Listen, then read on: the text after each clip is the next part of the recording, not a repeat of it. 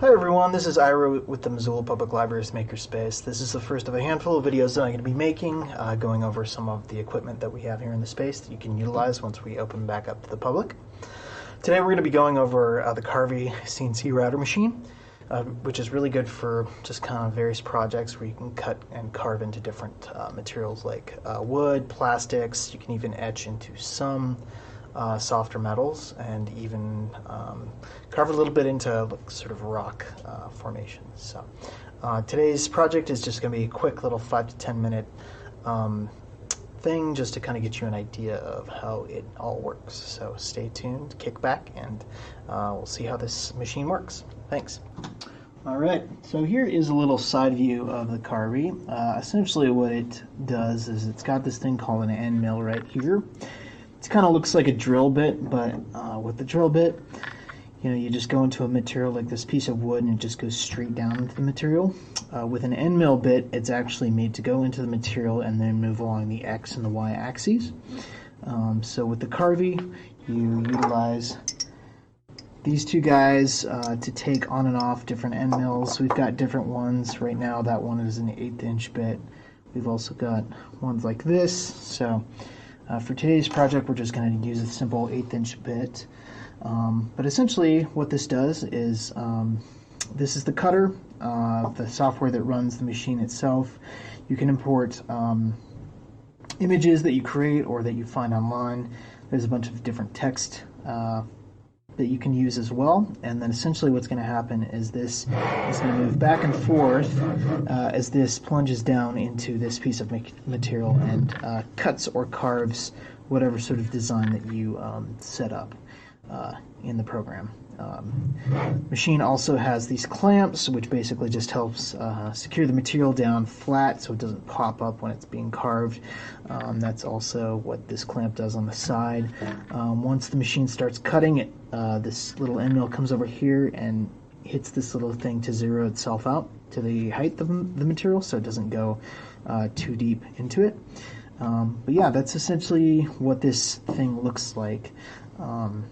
And I will show you how it cuts in just a few minutes after we go over the interface of easel, which is where you set up your cuts and your carves for whatever project. Alright, so this is easel. This is the interface. It's web-based.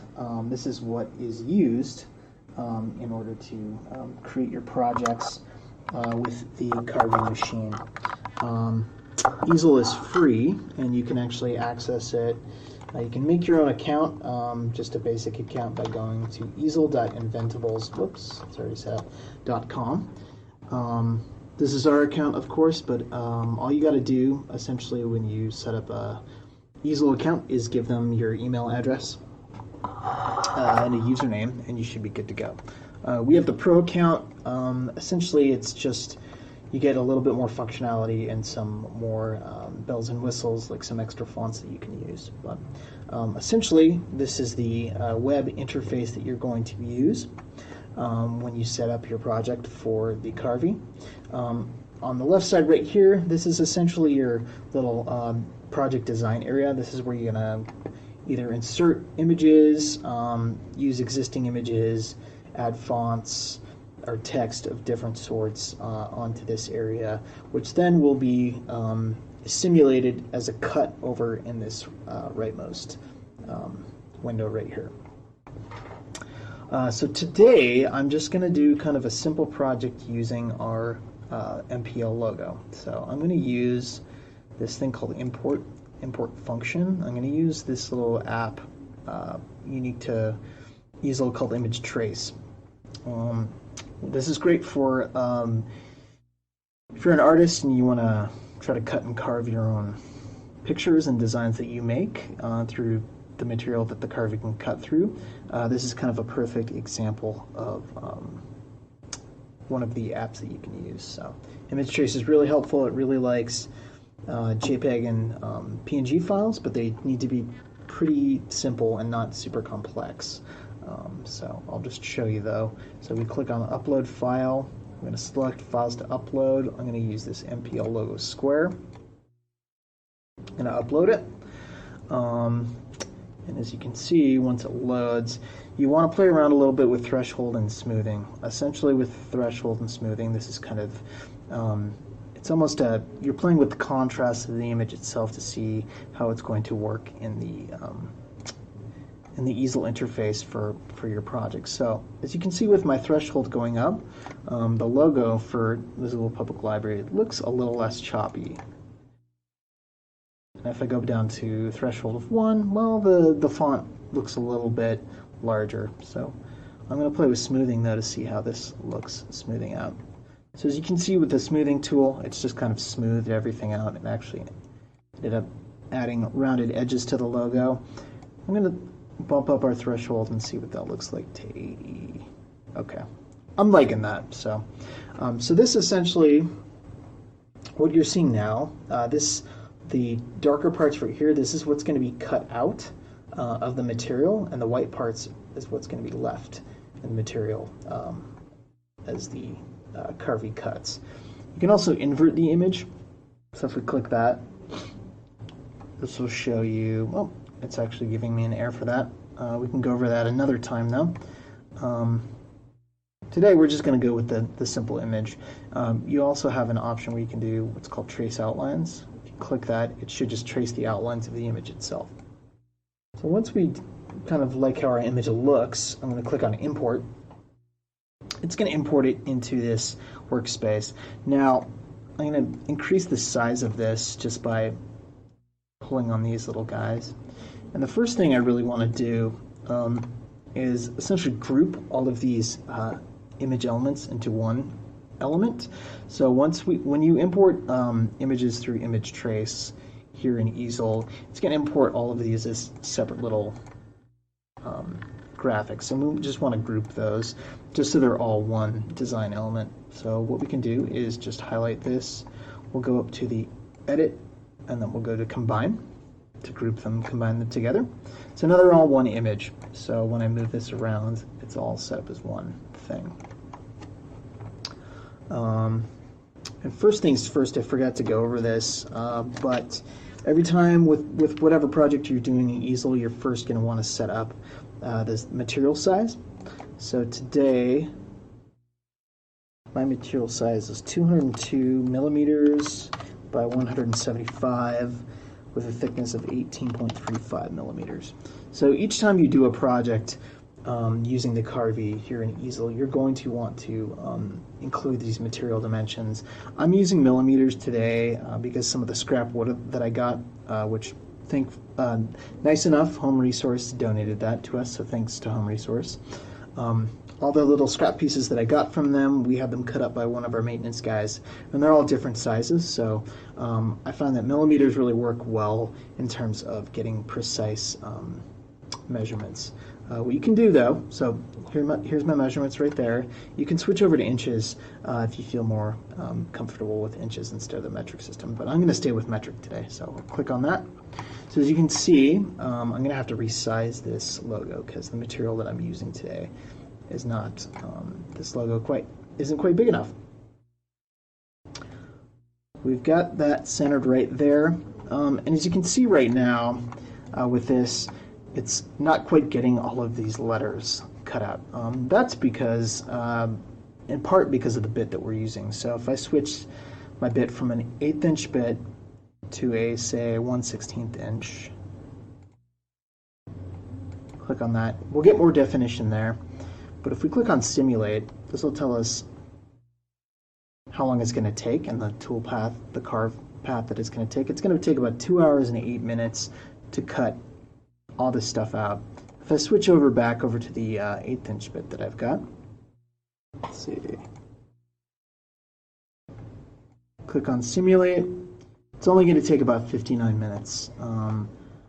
But what we can do is, right now our cut path is what's called clear out pocket, which just means it's basically going to clear out pretty much all of this stuff right here. If we change things over real quick, alright, so we don't want to do a clear out pocket. Let's see what some of these options give us for cutting on the shape path, cutting outside the shape path. So as you can see, this blue line right there just shows you the tool itself, what path it's going to take to cut, or cutting on the inside of the shape path. So let's do cut on shape path and kind of see what that looks like. It's kind of interesting. Not quite what I wanted. You can see what cutting outside the shape path does. And that doesn't really help. I think if we switched to a 16th inch bit, that would probably look better. Not quite though. So I'm going to just switch back to the 8th inch bit.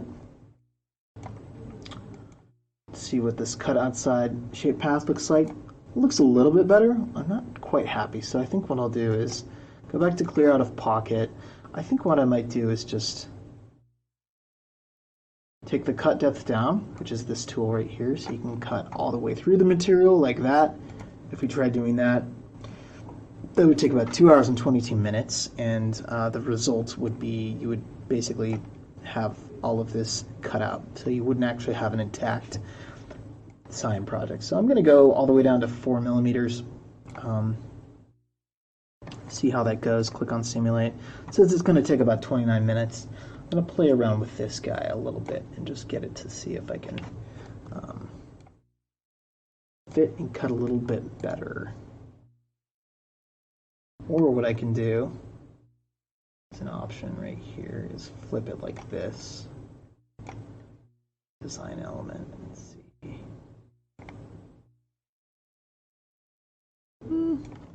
Not quite. Still not quite happy with it. So I think what I'll do is we can do what's called a two-stage carve, which means I'm going to use a 16th inch bit to do all the detailed work on that. So what we can do for that is up here. So we've got our first bit right there, the 8th inch bit. If we click on detail bit, then I can choose this one. I think I'm going to do this guy, 16th inch. So if we click on simulate, so now this is a two-stage carve process, and once it's done, we'll have more defined elements to, as you can see, the Missoula and Public Library, because we're essentially the 8th inch bit is going to be the roughing bit, as you can see through this simulation right here, and then the 16th inch bit is that kind of neon green, and that's going to be taking care of all the more defined letters. So it's going to take a little bit. It'll take about an hour. I might play around with some of the other tools, like following the cut depth, just to see if that cuts down on time. Click simulate again. Yeah, this cuts it down to 20 minutes and 16 minutes. I'm liking that. It's not going to cut too deep into the material, but enough to actually like have a sign that we can use. So some of the other elements that we can play around with too here in Easel is that you've got options to include different kinds of shapes. So say if we wanted to, for some reason, include a triangle in our design element, throw that into there. We can actually see, we can rotate it right there. You can actually see down here, this is the simulate area. It actually shows you what it should look like. And if you click on simulate, you get an updated reading of how long it's going to take to cut. So you've got a bunch of different shapes that you can work with. You have this, what's called a line tool. This is simply just, you can basically draw simple lines to make shapes. So that would be, it shows you right there, that's what that design would be cut out. What's cool too, over here on the cut tab, if you click over on shape, there's this tool called edit points. So this is handy for when you import pictures, as well as when you do things like freehand drawing. You can actually choose, say, if you click on that, you can choose whether to have basically straight lines created from your drawing tool, or you can click over on curved and change this over your elements to have them be curved. I found this is really helpful if you import an image with kind of a lot of different elements and you need to play around with sort of the shape of it. I find that this shape editing edit points tool is really helpful to kind of clean up your design if you need to do that. So some of the other things over here in the shape area include changing the angle of where your design is going to be at. Changing the width and the height, and you can lock those values in order to have them stay static in the way that you like. And then you can change the position of the element on the design space right here. So I'm going to go back over to the cut tool. I'm actually just going to go ahead and highlight this and delete it. That was just an example. We also have this thing called the drill tool, which essentially just creates a hole that you can use. You can center that on your material, and that's basically just going to create a little drill hole through your material in case you're making something like a sign and you want to hang it up in your house. Down here we've got our text fonts tool. So under the Pro version of Easel that we have access to a bunch of different fonts. If you click on Add Fonts, there's just tons to choose from. So we can always add more if you'd like when you come and utilize the space, if there's a specific font that you like. I think I'm going to use one today too. So I think I'll use a simple one like Anton. As you can see right here, it imports it, and you can see on this side it shows you kind of an updated preview of what it should look like when it gets cut. Alright, so with the text tool that I used, I ended up making a thing that says MPL rocks, and I just made the depth of cut to 1.9 millimeters, and I actually used, it's called a combine tool, which is found under Edit. Under the Edit tool to combine both of these. So I could change my cut depth if I wanted to, but if you click on Simulate, that's actually going to increase the cut time significantly. So I'm going to do Control-Z, undo that, go back to my 1.9 millimeter cut path. I'll click on Simulate, and it's going to be 20 minutes with the 1/8 inch bit and 22 minutes with the smaller bit. Before I get to that though, I'm going to go over a couple of the other things you can access with Carvey and the Easel software itself. So besides the text fonts tool, there's also, it's called a icons tab, and this basically gives you just a bunch of free icons that you are free to use in your designs that the company Inventables made.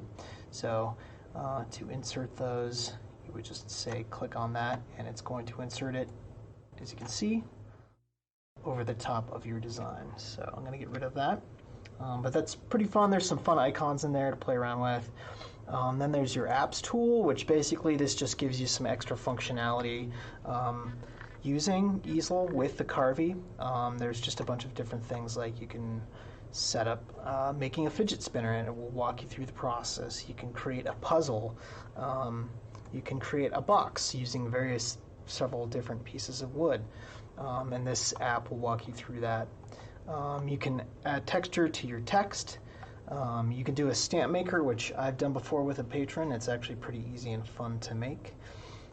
Today we're going to use image trace, but I just wanted to show you this little area as well. I believe if you just have the free version of Easel, I think you should have functionality to be able to use some of these apps as well.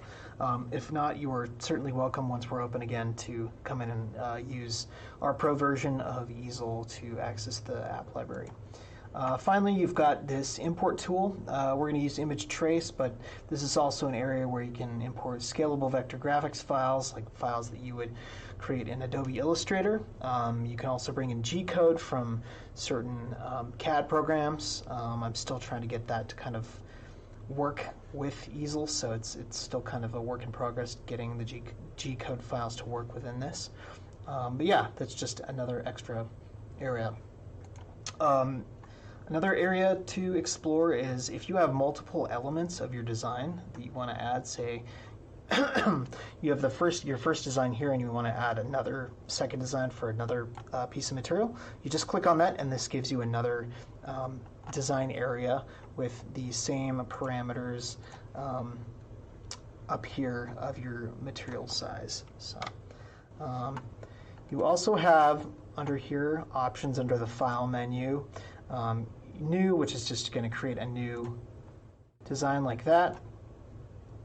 An open function, import scalable vector graphics files. There's a share function, so if you want to share your project with a link, you can do that, and it will create a web link with that.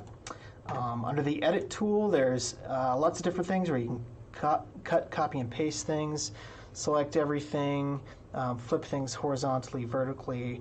If you wanted to add extra design elements, you can send things to the front or the back, behind, or to the front of this. So say if I wanted to have this heart inserted into there, like that.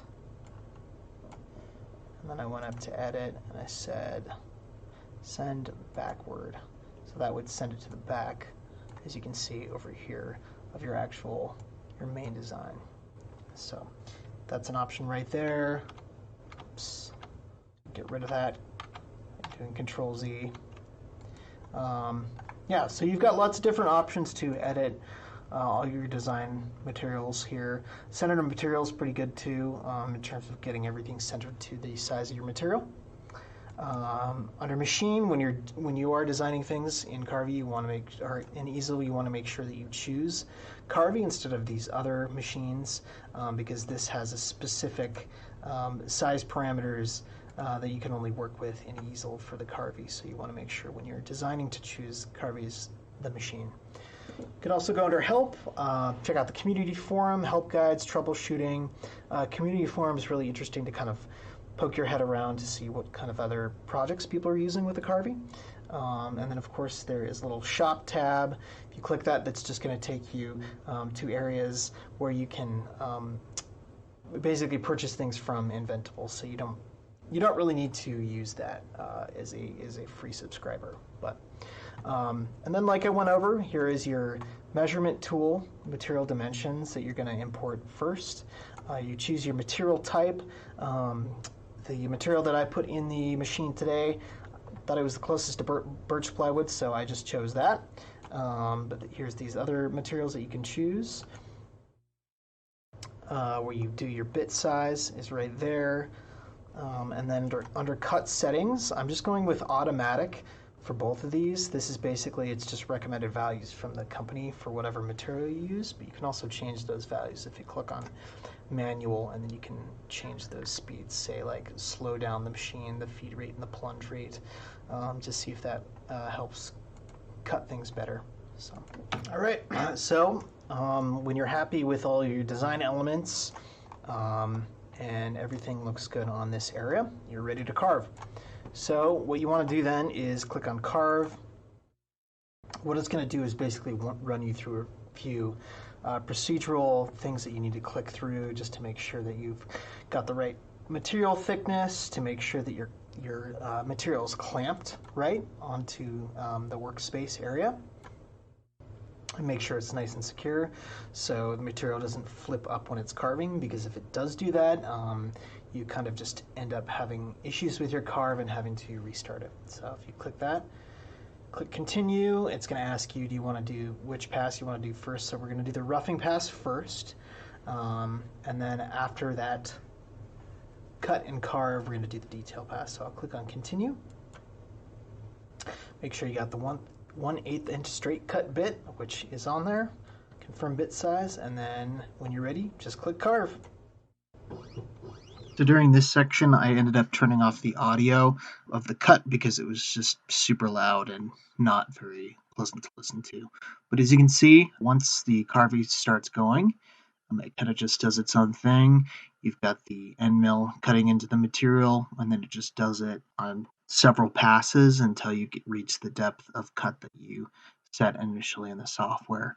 But what's really nice about the Carvey and machines like this is basically once you get your cut and your cut settings all set to go and hit carve, you can kind of just let the machine do its thing and kind of check in on it every couple of minutes. You don't have to watch the whole thing, but you definitely want to be in the area once it's carving, but you can kind of just watch it do its thing. So pretty cool.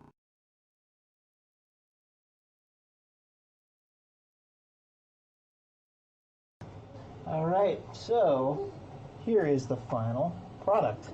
Looks pretty good. Might need a little bit of sanding on some parts, but otherwise turned out the way I wanted. It actually took 2 tries, and it's a good sort of lesson for folks that essentially what was happening was that the collet, or the bit, wasn't fully inserted into the collet. So I was having some issues and difficulties with the cut initially. So that's always a good reminder to make sure that you've got everything set up to go before you do your cut. So first time around didn't quite work, and then I figured out what was going on, and we were able to get it like this. So that's the end of this video. Please keep in touch with us. Look at our website at MissoulaPublicLibrary.org for updates onto when we're going to be open again. And by the time you can come and utilize the Carvey, we shall hopefully be in our new building just across the way, just east of us. So thanks again for watching, and take care.